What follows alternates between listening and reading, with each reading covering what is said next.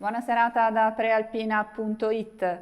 Ancora sequestri di droga messi in atto dalle volanti del commissariato di Busto Arsizio.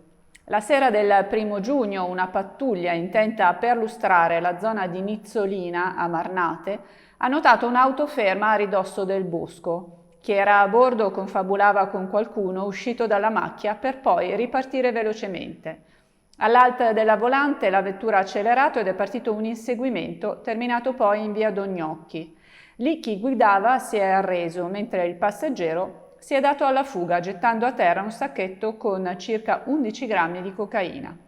Il proprietario dell'auto, un italiano residente a Legnano, si è visto contestare diverse violazioni al codice della strada e ritirare la patente di guida. Si indaga ora per risalire al secondo uomo. A Busto invece nel pomeriggio del 2 giugno i poliziotti hanno notato all'esterno di un supermercato un tunisino con vari precedenti penali, intento a parlare con 3 persone.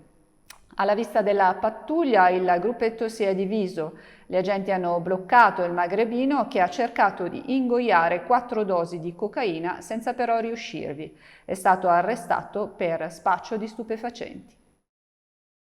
Giornata di fuoco quella di oggi. Dopo l'autobus che ha rischiato di andare in fiamme a Varese, in viale Ugugiari, durante la corsa partita alle 7, in seguito a un guasto al motore, è toccato attorno alle 13 a un camper.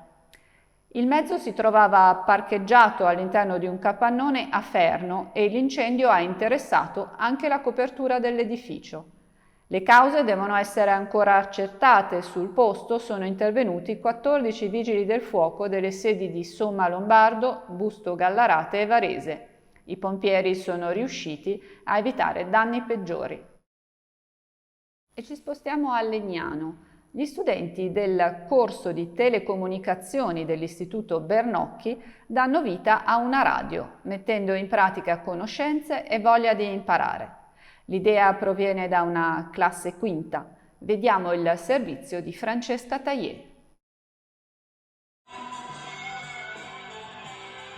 Nasce tra le mura dell'Istituto Legnanese Radio Bernocchi, frutto di ragazzi volenterosi mossi dalla volontà di mettere in pratica le conoscenze apprese durante il percorso scolastico.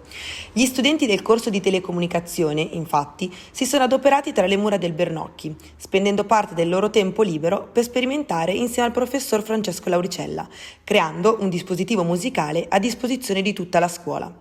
Sono 3 le modalità studiate dai ragazzi per trasmettere la musica ai compagni. Tramite fibra ottica, raggio laser e il terzo modulo invece trasmette attraverso onde elettromagnetiche, proprio come una radio tradizionale. Una creazione che sarà punto di partenza per altri progetti, rivolti sempre agli studenti.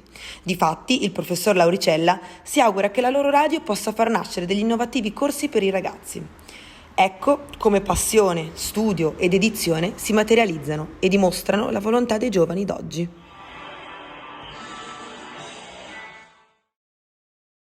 Voli a rischio a Malpensa mercoledì 8 giugno a causa di uno sciopero di 24 ore del centro di controllo radar di Milano.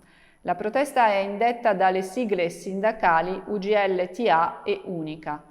Mercoledì prossimo, dunque, come spiega ENAC, la società che gestisce i servizi per la navigazione nello spazio aereo nazionale, saranno garantite le prestazioni indispensabili secondo la normativa vigente.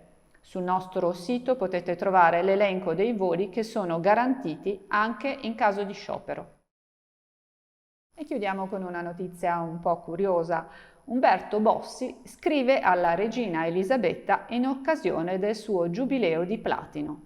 L'ultima lettera, apprezzata da Buckingham Palace, era stata inviata dal Senatur in occasione della morte del principe Filippo. Questa volta l'occasione è del tutto gioiosa e rinsalda un legame nato negli incontri politici di 20 anni fa. Vediamo il servizio di Marco Croci.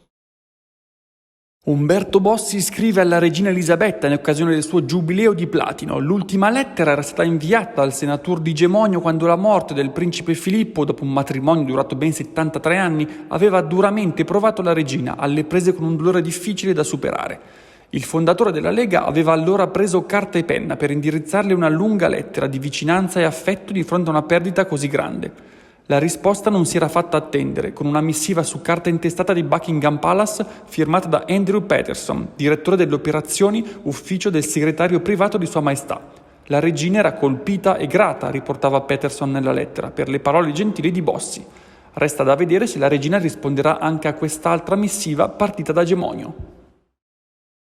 Questa era l'ultima notizia, l'edizione di stasera termina qui. Vi diamo appuntamento domani alle ore 13, augurandovi come sempre buona serata.